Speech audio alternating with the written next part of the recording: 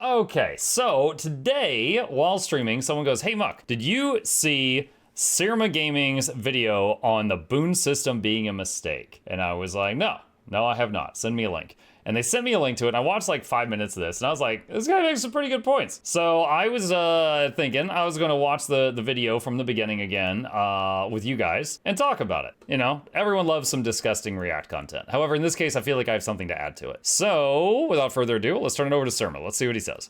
Permanent boons are a huge issue in Guild Wars 2, and in my opinion, a mistake. Actually, let me say that again, a big mistake. Now, before we get the pitchforks out, hi, I'm Sirma, and today I want to talk with you, not at you, about permanent boons in Guild Wars 2. Okay, so quick pause. I already agree with him. Our boons are insane. Our boons are absolutely insane. Like, for example, if you tell someone who is used to playing another MMO, World of Warcraft, Elder Scrolls Online, whatever, that we're used to having a boon called Protection at all times, and it reduces the damage we take by 33%, they'd be like, what? Like, in most games, a 33% reduction to incoming damage is like an emergency cooldown the tank uses to survive. Like, that's crazy. Quickness, which speeds up our actions by 50%. Compare that to World of Warcraft's Bloodlust or Time Warp, which are emergency cooldowns with 10-minute cooldowns, and they give your raid 45 seconds of like a 20 or 30% speed boost. And we're used to having 50% crack at all times. Like, the boon, and like even the developers have said that they feel like quickness and alacrity was a mistake. Like, that has been said multiple times from official sources, but they feel like they can't put it away or people will be upset. So I completely agree with him, but let's see how he makes his points. Disclaimer right here at the start. This video is purely my opinion. I'm not claiming this is the absolute. All right, so this is a classic trick. What you do at the beginning is you say, I want to have a conversation. I'm sharing my opinion. I don't work for ArenaNet. And basically what you're saying is, please don't be mean to me. Don't yell at me. I do this all the time. People in the comment section can be unhinged. And he's saying, yo, I'm just trying to make a fun video. Please don't scream at me. Okay. True, or that everybody who disagrees is wrong. I actually want to hear your thoughts, so please feel free to share them in the comments. This is a discussion, not a verdict.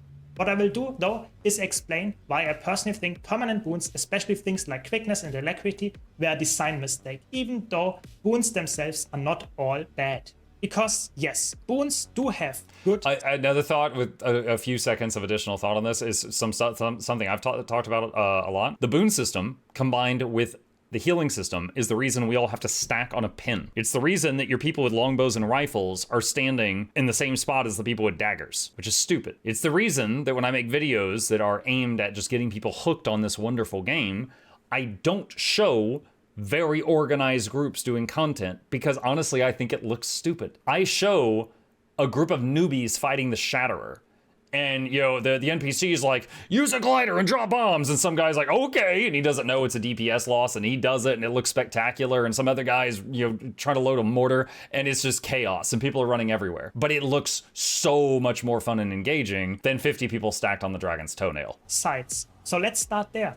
Why boons exist in the first place. Before I tear into anything, I want to be very clear. Boons are not inherently bad.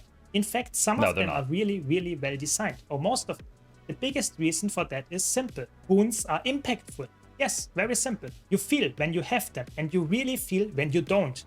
Yeah, quickness especially. If you're in combat and you don't have quickness, it's immediately noticeable. If you don't have alacrity, you might not realize for like 10 seconds, but then it starts to become noticeable. Other stuff, like if you are the healer and you don't have the ability to give regeneration, it's extremely painful. A lot of healers don't realize this, but if you run like a healing meter add-on, and you see a breakdown for like what percentage of your healing was done by which ability, anyone with regeneration, regen is usually the top thing. Like, over the course of a fight, regeneration might be 50% of your healing output, because it's just every time the group takes damage, it's immediately ticking and trying to top them off, and it adds up really, really hard. If you don't have regen for some insane reason, that would be immensely noticeable. Ability, you can't be crowd controlled. That's huge.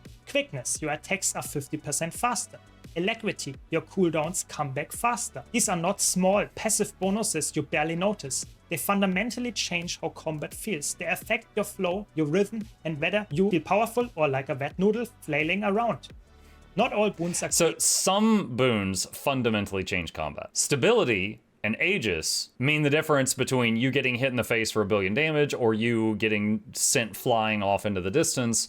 Those change what's happening. Others, like Fury and Might, just makes your Unga more bunga, right? You know, like, it doesn't feel any different. It's just the boss's health is going down faster. created equal, of course. Something like 25 stacks of might isn't particularly exciting on its own. It's mostly just a damage number. Yes. But it is Well said, impactful Surma. in the sense that it's required to reach certain benchmarks. And that already hints at one of the problems. But will we get... Yes, okay. So older bosses, you could probably kill them without boons. There are videos of people killing older bosses naked with weapons. There's a video somewhere on of a group on YouTube, and they're fighting Gorseval, and no one in the raid has armor on. They've got jewelry and weapons, and that's it. It is absolute. If you told someone in another MMO that we had a group of people doing current raid content naked, they'd be like, your game's a joke. Like, that's just how powerful boons are. To that later. For now, the important part is boons are a unique and interesting system, and compared to many other MMOs, they actually feel meaningful instead of forgettable. And speaking of meaningful things, if you enjoy videos like this, leaving a like really helps with the algorithm. Just saying. Alright, moving on. Clarity and readability. Another thing boons do really well is clarity. In many MMOs, you'll have dozens, sometimes hundreds of temporary buffs. Oh god, Lonely Tower. I have not been back here in a long time. All with different names, icons, and again. effects. You often have no idea what half of them do unless you hover over every single one or install add-ons. Guild Wars 2 avoids that problem by putting homogenize buffs it. under a shared umbrella. Yeah, Boons. yeah, they did really good with If that. you see protection, you know what it does. If you see Yeah. So the fact that it might take a newbie a little bit of time to learn all these icons, right?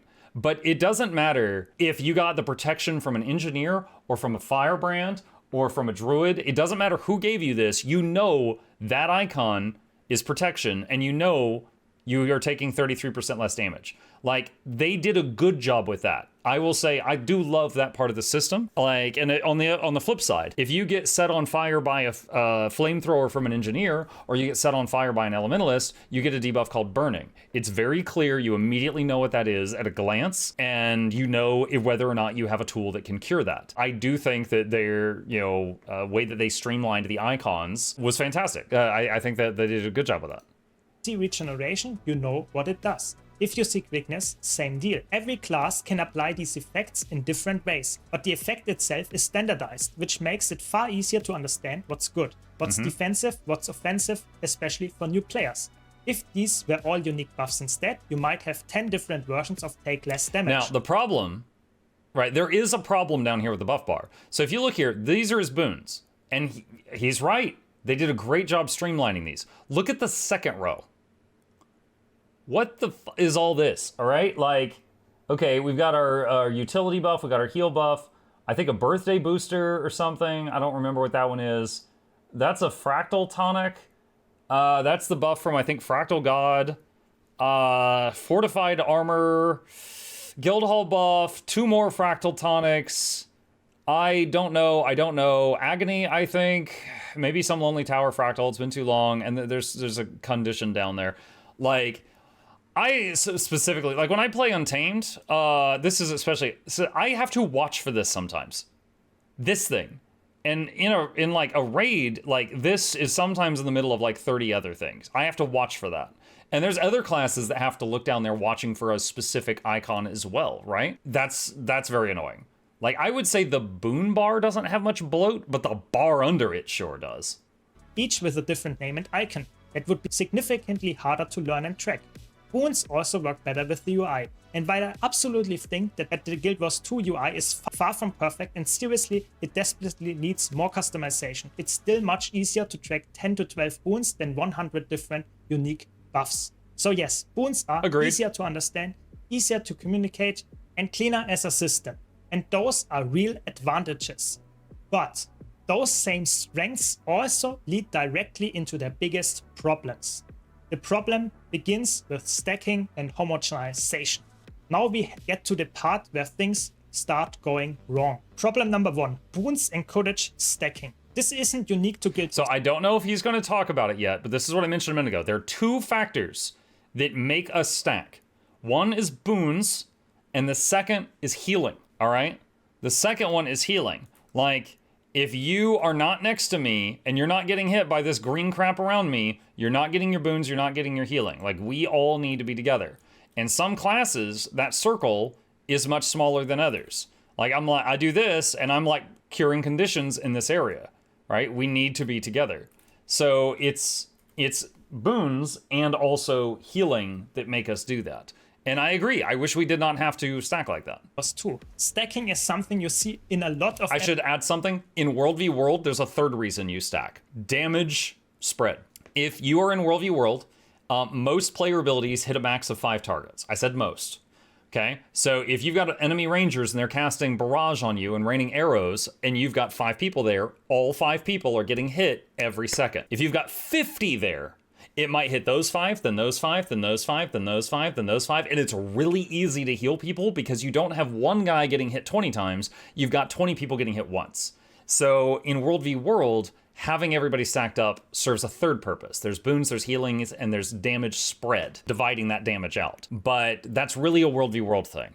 In PvE, it's the boons and healing are the reasons. MMOs. Players clump together, so healing, buffs, and support are easier to apply. But boons make this problem significantly worse, because most boons are applied in small radii, shared only with nearby allies, which means if Good use of the word radii. you're not stacked, you lose access to boons. And since boons are so powerful as mentioned earlier, not stacking is often just objectively worse. So no barebow rangers, my friends. This creates gameplay where positioning becomes less about strategy and more about stand on tech or lose your buffs. Now, could this be improved? Possibly. For example, some boons could be applied to party members regardless of distance, at least in PvE. That would obviously be completely broken in competitive modes, but in PvE it might actually open up more interesting encounter design.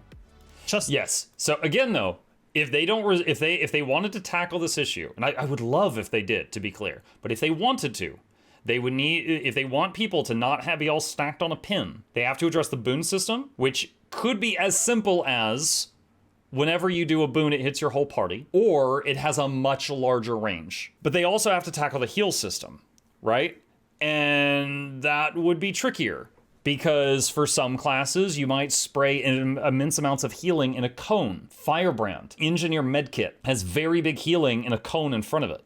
You got other classes that can do a lot of healing in a circle around them. Druid is an example of that. Tempest, Overlord Water is an example of that. I said Overlord Water. Hail Lord Water. Those are both examples of things. Like, if they just were like, oh, every time you cast a heal, it hits the whole party, no matter where they are in the room, that'd probably be kind of silly. In World of Warcraft, for example, which is my previous MMO, they had targeted healings. They had you just clicked on the health bar or moused over it and cast a heal and it would go to that guy. Or you also had some heals that were considered smart heals. If you were at the time that I played, I want to phrase this carefully, if a shaman would cast chain healing, they would go to their target, then bounce to the next 2 people who needed healing the most. If a druid would cast, I think it was nourish, it would just hit the 5 lowest health people in the raid out of like 20 people.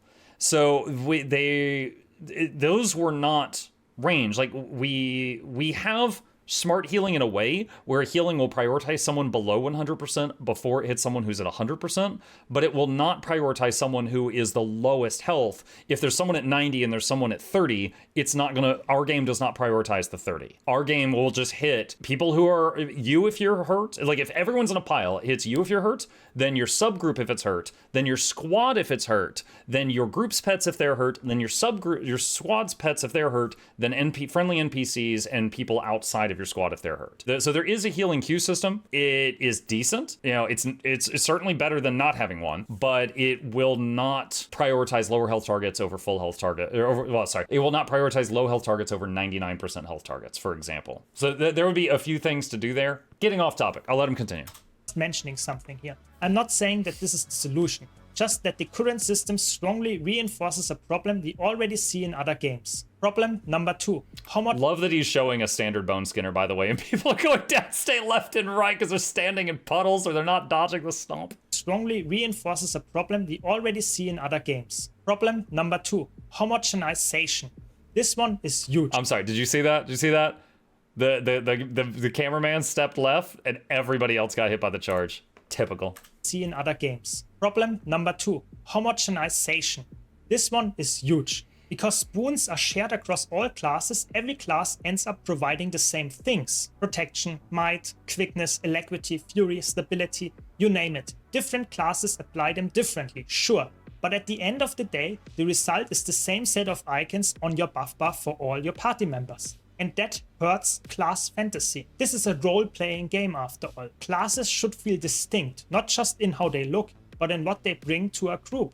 At least I agree with that. We already have targeted healing on Druid, Spectre, Mesmer. Okay, as someone who is a Druid main, come on. Staff 1, which heals for like 100, and Staff 2, which we usually just fire at whatever we're shooting at anyway.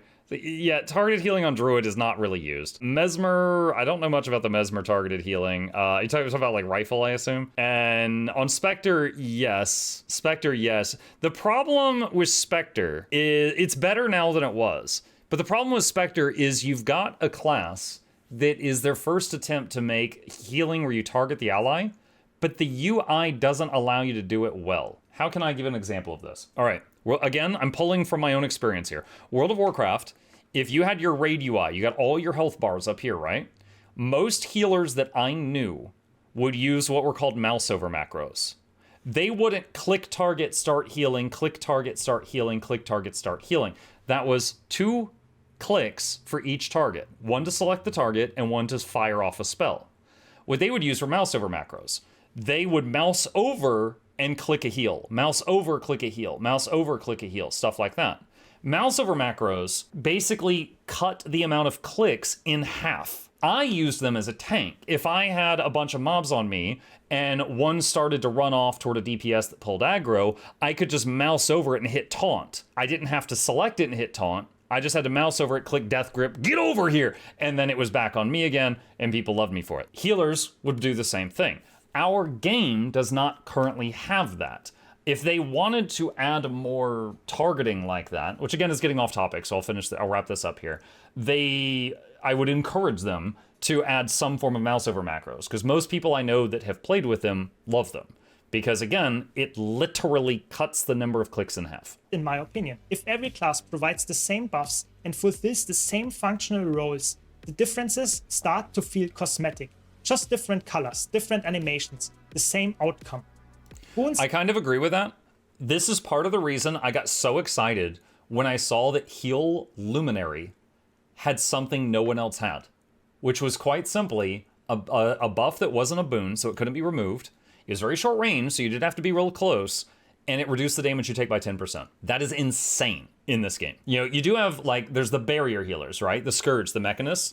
They put up shields that mitigate you from taking damage in the first place. But as far as like, what can I do on my Druid that I can't do on a Tempest? They both provide all the same boons. They both can do roughly the same amount of stability in Aegis. Druid has a more reses in combat. Tempest has maybe more healing, but Druid does more than enough for 99% of the encounters in the game, so it doesn't really matter. And yeah, they are, in the end, it's just like, okay, I'm hitting different buttons, but we're getting the same results. Are both a blessing and a curse here.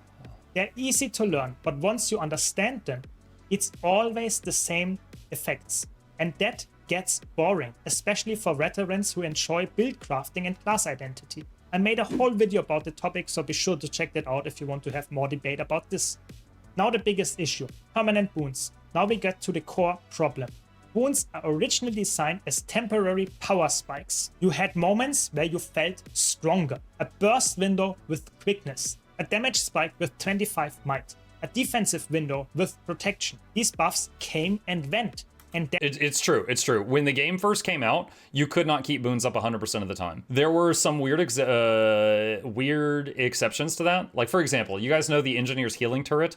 I remember little camps of people in vanilla Guild Wars 2 that were like kind of camped around an AFK Engineer's Healing Turret and just letting the regen stack on them until they got a few minutes of regen, and then they could run off and go adventuring and have regen ticking for the whole time, right? And it was kind of funny because it was like they were all sitting around a water sprinkler and being social until, you know, the boon was like as high as it could go. Later, they made it to where regen capped out at like, was it 30 seconds or a minute at this point? But at that time, you could have it for many minutes and it would just pile up. But most boons was, like he said, it was like, big hit coming, use prot now. It was stuff like that. Or like, the boss is stunned, burn your quickness. And everybody pops quickness at that time. Or, feel my wrath, whatever. So it was something that, was for specific moments. You couldn't keep it up all the time. That made them interesting. In modern Guild Wars 2, however, permanent boons are the expectation. In PvE, you are basically required to have permanent quickness, permanent alacrity, permanent offensive boons like 25 might, fury, all the good stuff. Often also permanent defensive boons too, like protection, maybe even stability and Aegis. At that point, boons stop being boons. If a buff is always active, why is it even a buff anymore? Why not just bake it into the base stats? I'm not joking here, it's how it feels right now. Permanent boons completely negate the original design purpose of boons. To be clear, I do like maintaining like boons and stuff like that, right? But the amount of power we get from them is insane, especially compared to other games, right? Like quickness is double bloodlust and it's 100% of the time instead of a 10-minute cooldown. Prot is an emergency tank cooldown from any other game and we have it 100% of the time. 25 might and fury is the difference between doing like double your normal damage or half your normal damage. Swiftness is nice, vigor is nice. I don't think those are too busted. Regen helps the healer out tremendously, but they are like, it's very much like you could do half the damage if the guy next to you is bad at his job, which feels pretty silly. In most games where you've got like, let's say a warrior and a bard, and the bard is buffing the bard is not going to be the difference between the warrior doubling his damage in most of those examples that I've seen. Temporary impactful gameplay changes. How permanent boons warp encounter design. Because boons are permanent, encounters now have to be designed around them. If players always have protection, then enemies need to deal more damage. If players always have massive healing and defensive boons, then normal attacks become meaningless if they don't hit hard enough. That's why so many new encounters right now feel like auto attacks that hit like wet noodles, followed by massive one-shot mechanics which you cannot negate anyway, and just dealing with the mechanic. There is no middle ground here. Temporary boons would allow for much more interesting combat and encounter design. Short protection windows before big hits, burst damage phases instead of constant output, and actual decision making around when to apply those boons. Yes, this would be more challenging. Yes, it would require more thought than pressing one button every 30 seconds to maintain full up. Okay, this idea literally just came to me, so it's not been refined. Like, what if they even added different versions? Like, what if you could take a trait and you could give out a weaker version of protection 100% of the time? Like, it's 10% mitigation 100% of the time. Or you could keep the 33% power protection, but you could only put it out on a longer cooldown. And so it would be like an emergency button. You could have like a healer that would be like, have like watered down buffs that they could permanently keep out, or you could have a healer that would have much stronger buffs on longer cooldowns. Like, there's a lot of ways that they could play with this. And you could have, like, the icons down here, you could have, like, a protection with a minus or a protection with a plus to show you which version you had. There's a lot of ways that they could do this that would be really interesting. But it would also be far more engaging. Even ArenaNet developers have acknowledged this in the past, mentioning that quickness and alacrity, especially the permanent nature, were mistakes. I can confirm they have said that. I've heard that a few times. I don't have a link to that right now, but I have heard that as well from the source, where they were like, "Yeah, that's if I could go back, I wouldn't have done that." They said that was like a genie that's gotten out of the bottle, and if they take it away now, there would be a riot on their hands. So they don't want to do that, but because we've all gotten used to it, we're hooked on the Tyrion crack, and it's tough to put it back without upsetting players at this point. That's why we are now seeing changes in World vs. World, where alacrity sources are being removed and quickness sources reduced. In PvE though, it's probably too late here. Being realistic. It's too late. The entire game is built around permanent boons now. Removing them would require a complete redesign of encounters, balance and progression. Not gonna happen, but maybe in a future game. A red flag for game design. Here's the biggest... Okay, so he's changing topics. So real quick, he said maybe in a future game. I think it would be okay for them to try tackling this issue in Guild Wars 2. And so here's an example. We are currently, if you, all our raids are still max level raids, right? Gorseval. Gorseval is one of the earliest raid bosses. And he has a mechanic where once you've been in phase 1 for X amount of time, he does this mechanic where you have to run away, you ride an updraft, wait for an explosion, and glide back. Current day, groups do damage, like so much damage, that they get him out of phase 1 before he's been in phase 1 for the required amount of time for him to do that. So most people, if you see the gliding phase, they're like, you suck. You know, they're really polite about it.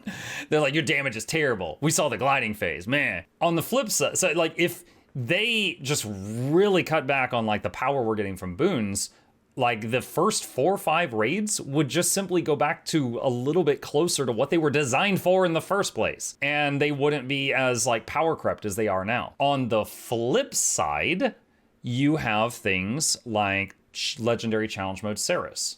If they cut back on the power of Boons too much there, it might become impossible because it was balanced around the peak of what players could possibly do. And they're insane. It's absolutely insane. So I think they could try to tackle this issue and then on a case-by-case basis be like, oh, hey, this one encounter is now problematic. We need to tweak it. I think that would be fine. Now, I don't know if the developers agree with me, but I think that would be okay. Biggest warning sign to me. Some players say the game is unplayable without quickness or alacrity. That's not... Usually Reapers. Reapers are deep in the Tyrian coke. They are so hooked, because Reapers are used to having permanent self-quickness. The moment they don't have it, they're like, and just major withdrawals. They just start crying in a corner. Healthy. Definitely not. If a game is only fun when specific buffs are active, then either the base game isn't fun on its own, or the buffs are so strong that they've become mandatory systems. Neither option is, in my opinion, good design. Boons should enhance gameplay, not be required for it to function. New players, UI... Agreed. Now, again, I do not mind the idea of someone constantly putting out like short-term buffs that are reapplied constantly. I agree with him that they're way too freaking strong. And again, it's just like the entire buff system of Guild Wars 2 is basically a bard from EverQuest. You know, you're constantly putting out and reapplying strong but short-term positive effects. Or negative effects if you're debuffing the enemy. But the thing is, in many other MMOs, you might have one class that does that, and then everyone else is just like, oh, we buff before the fight, and then during the fight, we're focused on damage or healing or whatever. And information overload. One last point I want to touch on is new players. Earlier, I said Boons are easy to understand, and that's true in theory, but in practice, the UI makes it harder than it needs to be. In a real fight without customization options, it can be difficult to track important boons, see how many stacks of those boons you actually have, and react quickly in intense combat situations to apply necessary boons. Even veterans sometimes struggle to tell whether they have enough stability before incoming CC chains. So while boons are clearer than you have enough stability with necessary boons.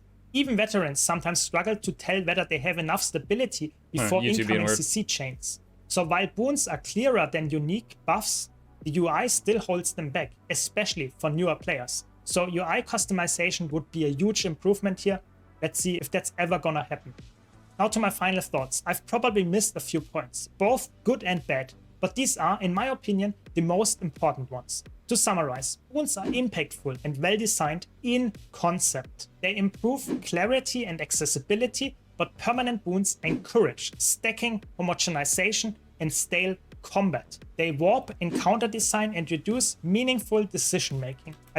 So warping and counter design, going back to the example I gave a minute ago, like the early Heart of Thorns raids, which are still max level 80 content, current like 100% uptime boons as well as power creep is incredibly abundant there. The fact that we can now skip entire boss phases if the group knows what they're doing is pretty crazy.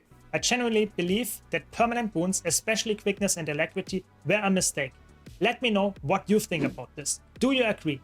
Disagree? Have other arguments I didn't mention? Let me know down in the comments. If you enjoyed the video, leave a like. If you want more discussions like this, don't forget to subscribe. And as always, thanks for watching. I see you in the next one.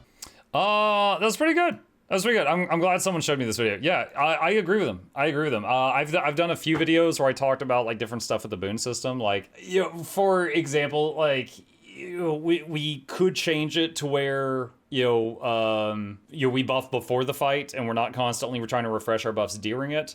If we tackled the issue with the boon system and the heal system, we don't have to all stand on a pin, which looks really freaking stupid. You've also got some abilities that do many things, like Shift Signet. Shift Signet on Mechanist, it's a stun break, it's a condition cleanse, it's a shadow step, it also teleports your pet at the same time, and if you use it for one of those things, it's also used up for everything else. So, like, if I use my Warhorn 5 on my Druid in order to keep Might or Swiftness on the party, I do not have my Warhorn 5 to also do CC on a target.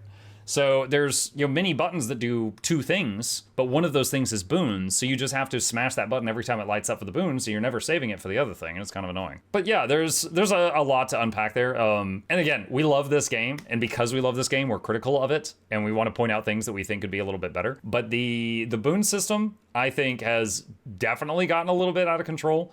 I think Preach said it really well when Preach recently tried Guild Wars 2, and he's like, why does half of my damage depend on the guy next to me playing well? Yeah, like, that was just, and he's doing a tour through like all MMOs, and that was just like an incredibly foreign concept to him, and I agree, that's kind of silly, you know? Like, in most games where you've got like one person in charge of buffing the party, and everyone else is like a pure DPS, the pure DPS, you know, they're getting buffed by 10 to 20% by the buffer, not 50 to 100. So it's a lot. But yeah, that was really well done by Surma. I enjoyed the conversation. I will leave a link to his channel down below if any of you are not already subbed to him and want to check it out. And think that's it for now.